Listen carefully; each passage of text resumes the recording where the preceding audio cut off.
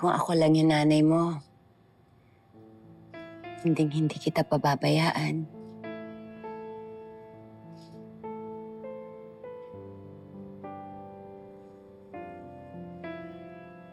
It's okay po. Pwede niyo naman po akong tawaging anak eh. Pero, pwede ko din po ba kayong tawaging nanay?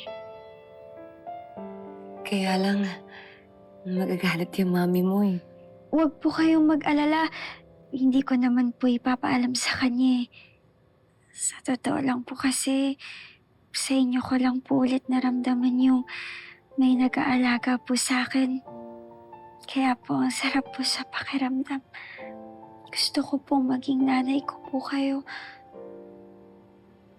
Pakiramdam ko po, parang kayo po yung nanay ko. Oo. Pwede mo akong tawaging nanay. Talaga po? Wala namang problema sa akin eh. Kahit ano pa itawag mo sa akin, mahalaga gumaling ka.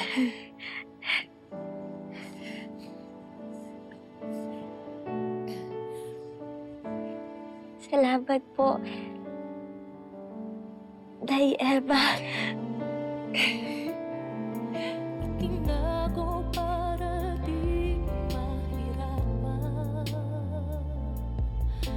Dito sa katayuan, di alam pupuntahan. Pero Alam niyo po, Nay Emma, kahit hindi ko po ito isulat sa diary ko, hindi ko po makakalimutan tong gabi na to.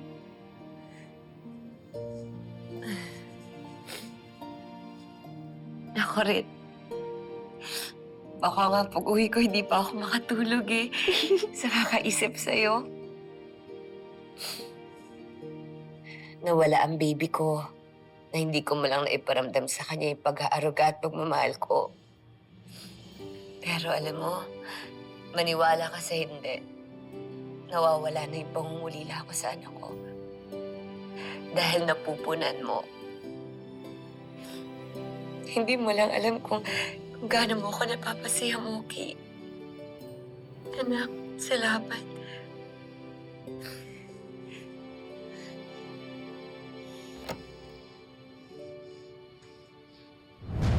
Emma! Ano ginagawa mo dito?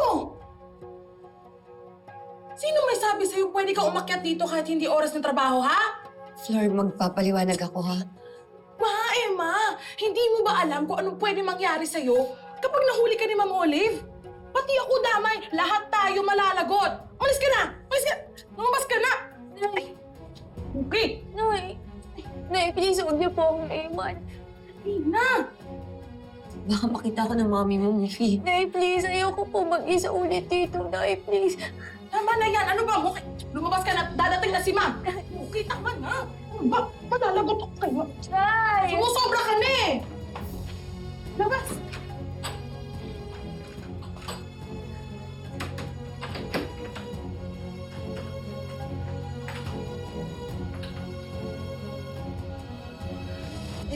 Pasensya ka na. Ay, anong pasensya? Hindi ka nga man lang nagsabi na pupunta ka, tapos ganito. Nalaman ko lang kasi kay nanay na may sakit si Muki, tapos bumili ka ng gamot. Naawa ko sa bata dahil wala siyang kasama sa bahay. Ay, hindi! Kailangan malaman to ni Ma'am Olive. Ako na mismo magsasabi na sisantihin ka. Ha? Flor, Oh, hindi mo ako pwedeng isumbong kay Ma'am Olive. bakit? Kasi masisisi ka din dito. Iniwan mo bukas yung gate kaya ako nakapasok. Pwede hindi lang ako mawalang trabaho, pati ikaw. O di ba sabi mo meron kang pamilyang binubuhay? Paano pag nawalan ka ng trabaho?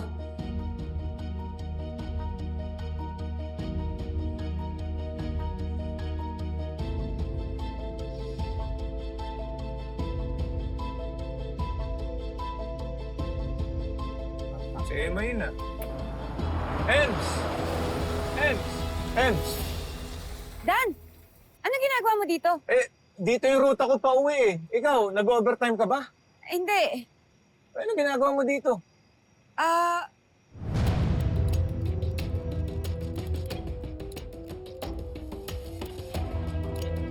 Pwede sa bahay ito na nagpapaliwanag?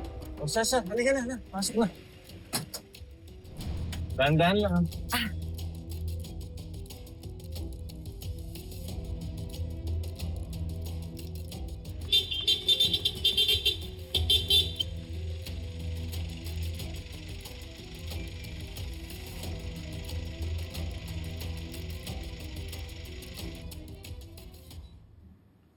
Oh. Walang lagnat si Moki. Ay, opo, ma'am.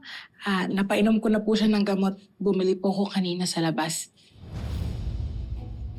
Lumabas ka? Umalis ka ng bahay at iniwan mo si Moki mag-isa dito?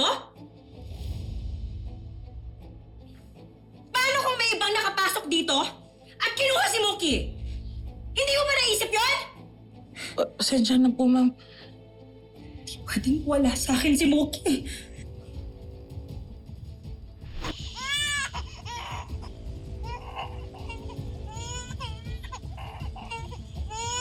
Hindi pwedeng mangyari yun! Hindi ako papayag!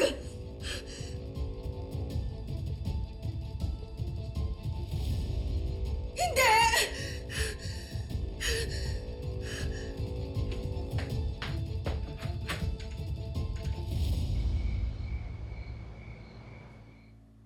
Eh paano kung may ibang nakapasok dito? Tapos kinuha si Mookie?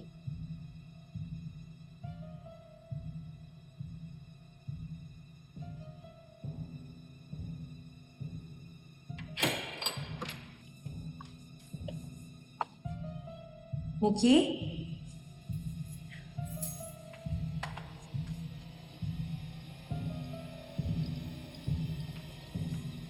Mookie? Mookie, anak? Mookie?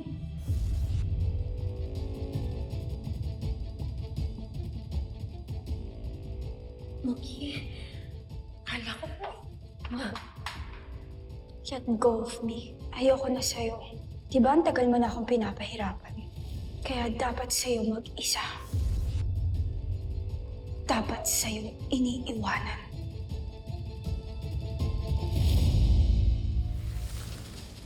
Gaan-gaan ng loob ko kay Mookie. Hindi ko lang siya nakita pero parang matagal na kami magkakilala. I think kailangan nang i-amputate ang leg mo to prevent the infection from spreading any further. No, Mommy, there has to be another way. Emma, bakit walang tao ngayon dito? Nasaan si Mookie tsaka si Olive? Ma'am, si Mookie po, dinala po ni Ma'am Oli sa hospital. Puputulan na daw po siya ng mga binti. Ano? Just calm down, okay?